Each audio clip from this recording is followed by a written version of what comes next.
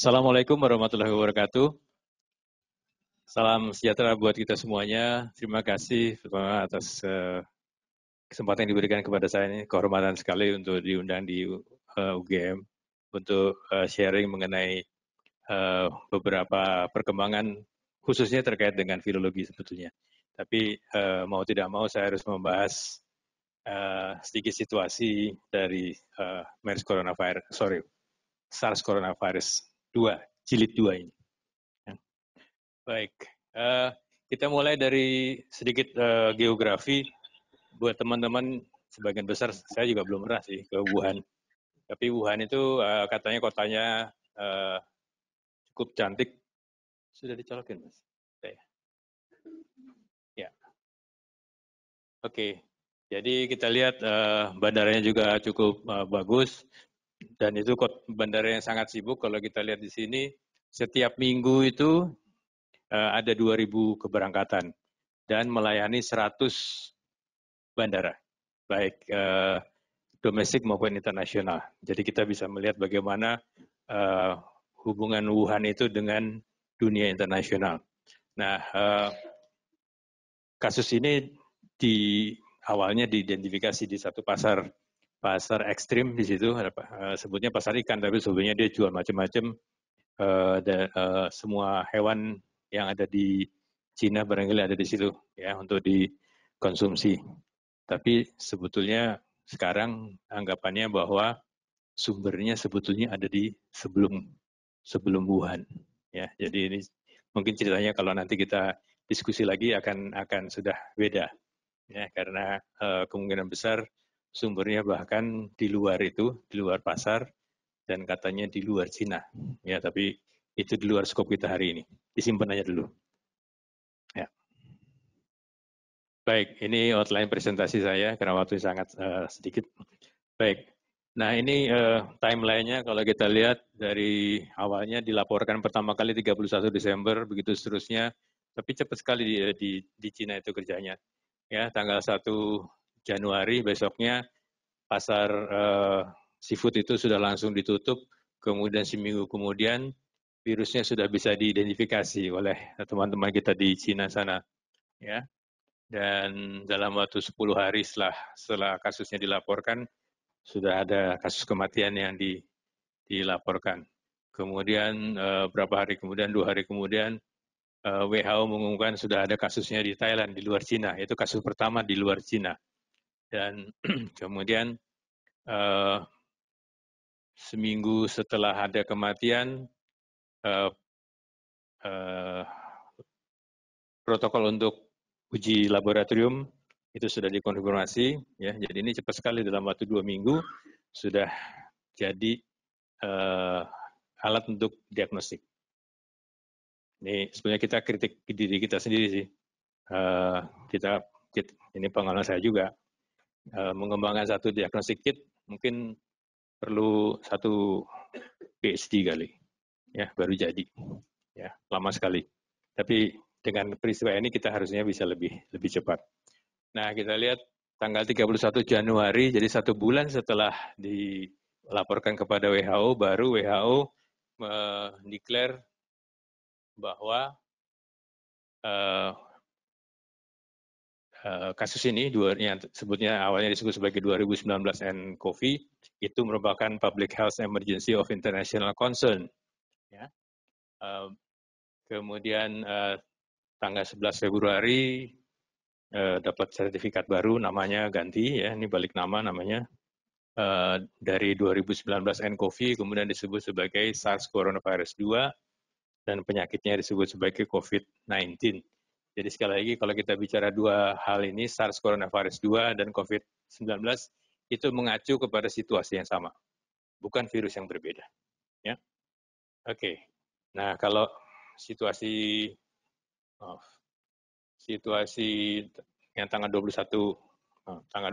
Februari ini itu masih berubah, masih sangat dinamis sampai sekarang pun setiap jam bisa berubah. Baik, saya lanjutkan. Ini rangkuman saja bahwa WHO sudah memperlihatkan bahwa semua semua wilayah WHO itu praktis sudah terkena, ya. Tapi WHO belum mengumumkan ini sebagai pandemi, ya, baru sebagai public health emergency of international concern, ya. Baik. Nah, ini situasi kemarin sampai dengan tanggal 3, kita lihat Indonesia sudah ada titik merahnya di situ, ya, di sini. Sampai tanggal 2 belum muncul titik merahnya, ya. Ini saya nggak tahu nyebutnya apakah sebagai satu kemajuan atau sebagai satu alarm, ya. Tapi ini menjadi perhatian kita semuanya. Baik. Nah, yang dapat kita cermati sampai saat ini adalah kurva epidemik yang di Cina. Kita melihat, ya, ini dari jumlahnya sangat sedikit, sekarang sudah sampai tinggi. Ya, ini keseluruhannya sih sebetulnya. Ini yang ini bukan di Cina tapi di luar Cina, maaf. Ya, meningkat sampai hari kemarin, ya, meningkat tajam. Tapi nanti di bagian akhir slide kita akan melihat bagaimana situasi yang sebenarnya baik di Cina maupun di luar Cina. Ya. Oke. Nah, mengenai clinical feature, saya kira webinar yang lalu sudah dibahas, jadi saya tidak akan terlalu dalam. Saya hanya ingin menekankan saja, kalau gejala umumnya sih pasti kita sudah tahu semuanya. Tapi ini menunjukkan yang dalam kotak ini, ya, dalam kotak ini kita lihat bahwa dari onset sampai ke admission itu rata-rata 7 hari pasien baru masuk. Tetapi kemudian mereka-mereka yang masuk itu dalam rata-rata 1 hari kemudian, ya 8 hari, itu mulai menunjukkan gejala-gejala sesak nafas. Ya. Nah, juga rata-rata untuk timbul acute respiratory distress syndrome yaitu sekitar 9 hari dan masuk ke ICU sekitar 10 hari setelah onset. Ya, jadi kita lihat perjalanan penyakitnya kasus-kasus ini tidak sangat akut dalam 1-2 hari, tapi butuh sekitar 7 hari.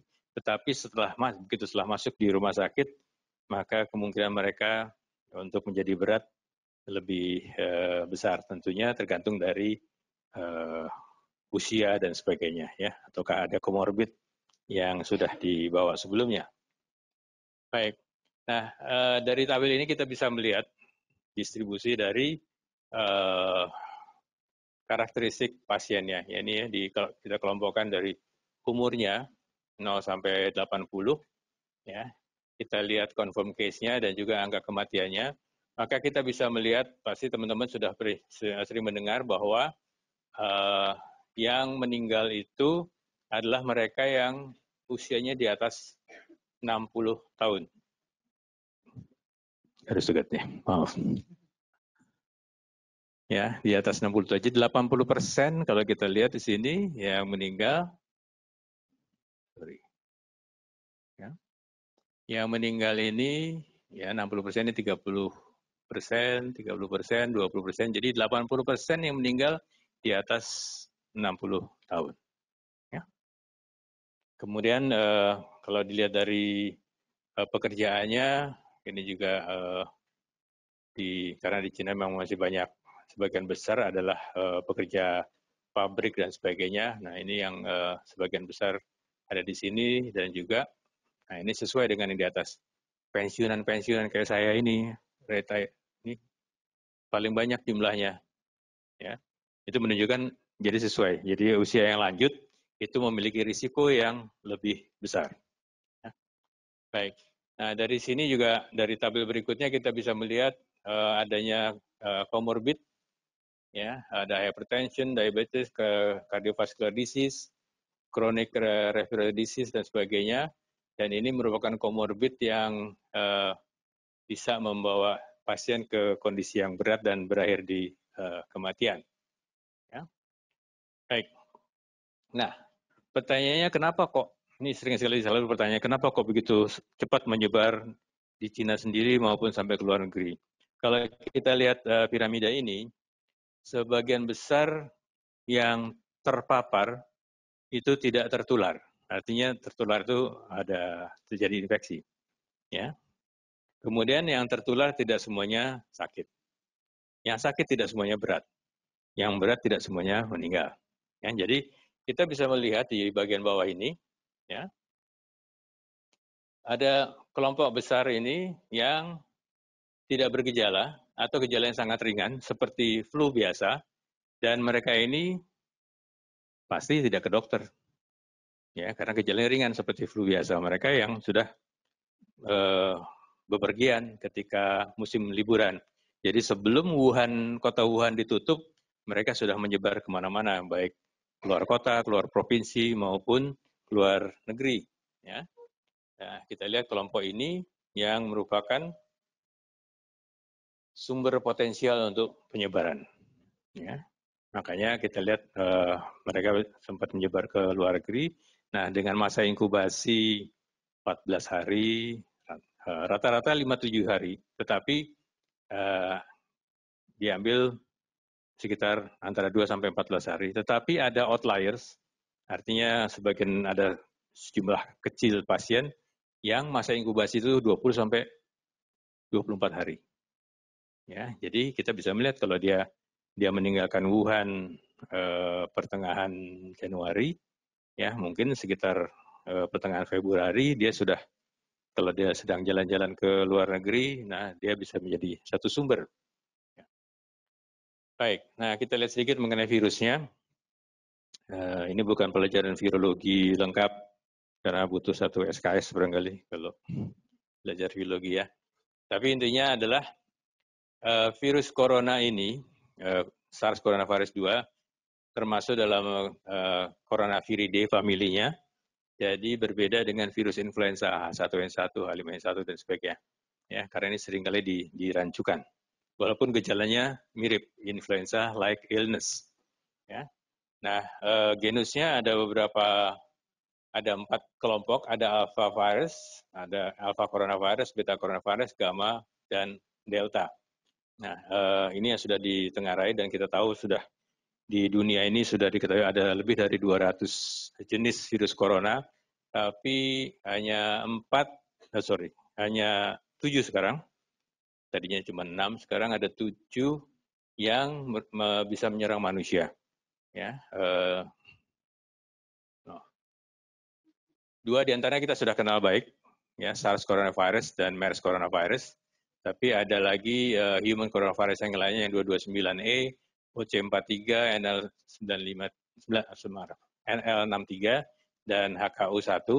Ini yang menyerang manusia tetapi gejalanya hanya seperti influenza. Ya, hanya ringan sekali. Dan kami dalam penelitian sebelumnya kami sudah mendeteksi beberapa virus corona yang 4 tadi, yang hanya yang ringan dan yang lucu tadi itu. Ya. Oke. Baik, nah ini kelompoknya alfa, beta, gamma, delta dengan beberapa virusnya. Kita lihat yang banyak menimbulkan masalah sebetulnya kelompoknya di beta coronavirus, ya, MERS coronavirus dan SARS. Ya. Nah ini dua-duanya. Dan kita sudah tahu bahwa Wuhan coronavirus ini adalah paling dekat dengan SARS, sehingga kemudian WHO juga menyimpulkan bahwa ini sebenarnya ada SARS coronavirus, tapi jilid kedua. Oke, nah bagaimana mereka muncul? Ini cerita singkatnya aja. Sebetulnya coronavirus itu sebagian besar ada di hewan, ya, hanya sebagian kecil di manusia. Tetapi bagaimana mereka bisa pindah dari hewan ke manusia? Maka mekanisme cukup banyak. Hewan liarnya ada kelelawar, ada tikus, ada macam-macam lah, ular, sampai sebetulnya gajah juga ada, sapi juga ada, dan mereka semua merupakan reservoir dari virus corona. Ya. Nah, kemudian bisa melalui ada namanya mixing vessels di sini, apakah itu babi, unta, binatang-binatang lain ya, yang eksotik, ini semua bisa menjadi mixing vessel dengan coronavirus yang ada di manusia. atau mereka menjadi jembatan untuk menjadi manusia. Lama-lama setelah ada pertukaran bolak-balik ya dari hewan ke manusia, awalnya tidak menimbulkan sakit karena reseptornya berbeda, atau virusnya tidak menganggap jaringan manusia itu sebagai hostnya, maka dia akan kembali ke hewan bolak-balik itu. Setelah sekian lama, perlu tahunan, akhirnya beradaptasi. Ya, karena si virus barangkali lama-lama tertarik juga untuk hidup di manusia. Ya. Oke, mohon maaf ini dari belakang kelihatan tapi pasti tidak terbaca. Ya. Saya hanya kasih lihat saja bahwa ini berdasarkan phylogenetic tree kita bisa mengamati bahwa ini kelompok yang dari hewan. Hewannya itu namanya sih keren pangolin, tapi sebenarnya itu tenggiling yang makan semut itu. Ya. Sedangkan yang merah di atas itu adalah yang beta coronavirus yang menimbulkan masalah. Dan ada beberapa yang hijau nih human coronavirus yang tadi kita sebutkan. Jadi ini jauh sekali. Jadi dari sini bisa kita melihat bahwa yang diisolasi beta coronavirus yang diisolasi dari pasien itu sebetulnya memang lebih dekat dengan SARS coronavirus yang sebelumnya sudah diisolasi. Ya. Baik. Nah, ini juga saya kira ini harus dilihat pakai mikroskop barangkali. Saya kasih lihat saja dari sini mereka menyimpulkan bahwa berdasarkan studi ini bisa memperlihatkan kalau yang muncul di satu daerah, bagaimana keterkaitannya dengan daerah lain. Kita ambil misalnya salah satu contoh misalnya yang di Cina, misalnya di Henan, Beijing, ini satu kelompok. Yang ditemukan di Korea ini ternyata juga ada dua jenis. Nah, salah satu yang dari Korea ini ternyata dekat dengan yang muncul di Jerman maupun di Brazil. Tapi berbeda dengan Korea yang di sini, ya. Dan kemudian yang muncul di Italia ini mirip dengan yang di Kanada maupun yang di Jepang. Ya, dari sini kita sebetulnya menggunakan ini kita bisa menduga bagaimana menelusuri terjadinya kasus itu. Ya, mereka ketularannya dari mana, orangnya itu yang membawa itu asalnya dari mana, itu bisa ditelusuri lebih lanjut. Oke, nah waktunya tinggal 2 menit. Bagaimana selanjutnya? Kita cermati ini perkembangan di Cina. Ya, dari Desember 31 yang hanya terbatas di sini, waktu itu pemerintah menyatakan, pemerintah Cina ya, menyatakan semua terkendali. Sebetulnya kalau pemerintah bilang semua terkendali, sebetulnya dia mau bilang ada yang tidak terkendali. Ya. Ya. Nah ternyata beberapa saat kemudian menyebar ya sampai ini data 11 Februari menunjukkan hampir seluruh Cina dinyatakan berkena. Tentu tidak seluruh penduduk Cina. Ya. Sama seperti kalau di Malaysia atau Singapura ada 100, itu yang sekian juta lagi kan masih sehat walafiat. Ya. Oke, ini situasi sampai perkembangan dari Desember sampai Februari. Jadi kita lihat menyebarnya luar biasa. Nah, bagaimana sekarang situasinya? Ya, kita lihat di tabel pertama ini. Di tabel ini dibagi dalam 10 hari. Ya. Sebetulnya ya kita lihat jumlahnya mau naik nih ya. 104 menjadi 600 menjadi 5.000 dan seterusnya. Ya. Tapi setelah Februari mulai menurun nih jumlahnya. Ya, yang meninggal juga begitu. Naik 15, 100, 3. Puncaknya adalah sekitar akhir Januari. Setelah itu kita lihat mulai menurun. Dan ternyata ketika digambar dalam kurva juga begitu. Ya, ini semua kasus kita lihat puncaknya di sini. Ya, kemudian sekarang sudah mulai menurun. Ini juga demikian, yang suspek kemudian yang terdiagnosis ada puncaknya kemudian mulai menurun. Tapi itu di Cina. Sekarang pemerintah Cina juga, kebetulan kami punya komunikasi dengan teman-teman di kedutaan Cina. Mereka bilang suasananya artinya kasus-kasusnya mulai menurun. Tetapi apa yang terjadi di luar negeri? Nah, sebelum itu ini selingan saja. Adanya kasus di Cina itu ternyata membawa tanda petik berkah.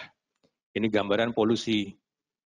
Ya, polusi di Cina ketika sebelum kasus SARS coronavirus, polusinya kayak begini karena industrinya luar biasa. Begitu ada kasus ini, industrinya di stop semuanya, ya, ternyata jadi bersih. Mungkin ini juga yang menjadi penyembuhan barangkali. Ya, ya, ya. Oke, nah kita lihat kasusnya di luar Cina, ya tentu yang Cina ada di sini juga kita bisa melihat ya Cina ini. Sekali lagi kita melihat tidak seluruh Cina sebetulnya kena, tapi ada beberapa hotspot sini ya. Nah, bisa dengan jelas dilihat perbandingan antara tanggal 19 Februari dengan tanggal 3 Maret kemarin. Ya, pertambahannya luar biasa. Jadi kita melihat bahwa di luar Cina itu kurvanya baru naik. Ya, jadi kalau kita lihat siklus epideminya, kurvanya itu ada pasti satu ketika akan mencapai puncaknya dan kemudian turun. Di Cina sudah mulai menurun, tapi di luar Cina baru mulai. Nah, tentu pertanyaan, terus kapan dong selesainya semuanya? Nah, itu nanti yang jawab mungkin Prof. Laksono kali. Oke, nah saat ini yang dirangkum oleh WHO secara global, jumlah konfirmnya adalah 90 ribu sekian. Ya, ada ini dalam 24 jam terakhir nih. Ada hampir 2.000 yang baru, mungkin termasuk yang Indonesia. Ini yang di Cina, ini di luar Cina, dan dengan situasi seperti ini maka WHO sudah menetapkan bahwa di seluruh dunia levelnya adalah very high. Tadinya cuma di Cina aja yang very high, yang daerah lain masih medium, tapi sekarang dengan situasi seperti itu, walaupun Cina sudah menurun, tapi di negara-negara lain mulai meningkat. Mudah-mudahan Indonesia tidak terus meningkat ya. Tadi kan ditanyakan apakah Indonesia akan meningkat, nih pertanyaannya menggoda sekali ya, antara harapan dengan kenyataan ya, jadi antara observe dengan expected itu jadi masalah. Baik, nah ini adalah strategi dari WHO. Ini saya kira kita sudah menerapkan semuanya ya, mudah-mudahan ini juga dijadikan pedoman Kementerian Kesehatan untuk kedepannya menangani kasus ini. Saya mengajak pada 1 menit, sudah habis waktunya ya. Ini yang terjadi di Depok, sangat mirip dengan apa yang dipublikasikan, ini salah satu dari Cina ya. Menarik sekali sebenarnya. Kalau kita lihat di sini, ini index case ya. Ini katakanlah si pasti udah tahu ya, jadi saya nggak usah rahasiakan lagi. Ini yang dari Jepang katanya, dia menularkan ke 1 orang. Ya, si anaknya itu kan. Kemudian si anak itu menularkan ke ibunya. Ya. Nah, pertanyaannya, apakah si indeks case itu hanya menularkan ke 1 orang saja? Karena ada laporan menyatakan bahwa satu orang penular bisa menularkan ke antara 2 sampai 3,8 orang lain, katakanlah 4. Ya. Nah, jadi kita bisa bayangkan dalam satu siklus, 1 orang menularkan ke 4, kemudian 4 itu siklus keduanya akan menularkan ke 16. Jadi ada kasusnya ada 16 plus 4, ya 20. Plus yang 16 menularkan lagi ke 64, jadi 64. Begitu seterusnya.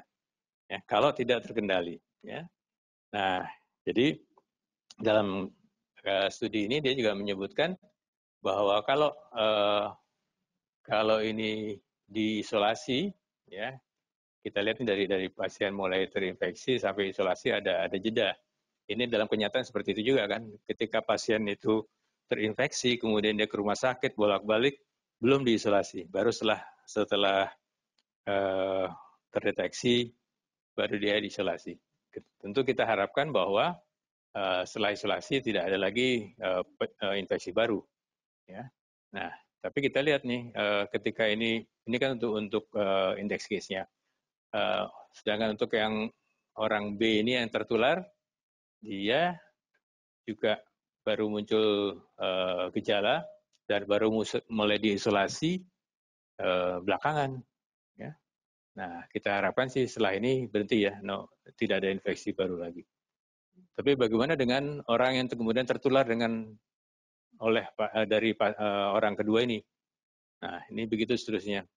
Sehingga dari sini kita bisa tahu apa yang harus kita lakukan saat ini. Kita harus mencari pertama, si index case itu sudah menularkan ke siapa saja. Kan kita nggak tahu. Kan nggak mungkin hanya ketemu sama si B tadi kan. Kemudian yang kedua kita mesti cari lagi 2 orang itu sudah menularkan ke siapa lagi. Ya. Nah tentunya kalau mau mencari itu tidak mungkin dilakukan hanya menunggu. Kita harus melakukan active surveillance. Tetapi tidak seperti di Cina. Kalau di Cina itu lakukan active surveillance secara random. Jadi semua populasi itu di random kemudian diperiksa. Ribuan tentu yang diperiksa. Dan dari situ mereka menemukan sekian persen ternyata memang membawa virus corona. Ya, walaupun tidak sakit. Nah, tapi untuk Indonesia saat ini yang bisa kita lakukan adalah kita mesti mencari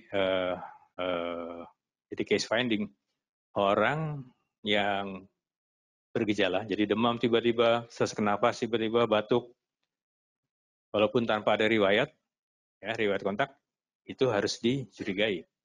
Ini yang sekarang di CDC di Amerika sudah menerapkan situ karena alasannya apa? Ada 2 kasus di Amerika yang tiba-tiba sakit, tapi dia tidak bisa di-trace sumbernya. Dia tidak pergi kemana-mana, dia tidak ada kontak dengan siapapun yang dicurigai sakit, tapi muncul 2 orang itu di negara bagian yang berbeda. Nah, dari situ kemudian timbul pertanyaan, dia dapatnya dari mana? Kalau di survei berdasarkan kriteria yang saat ini, gejala klinis plus riwayat kontak, maka pasti tidak akan terdeteksi.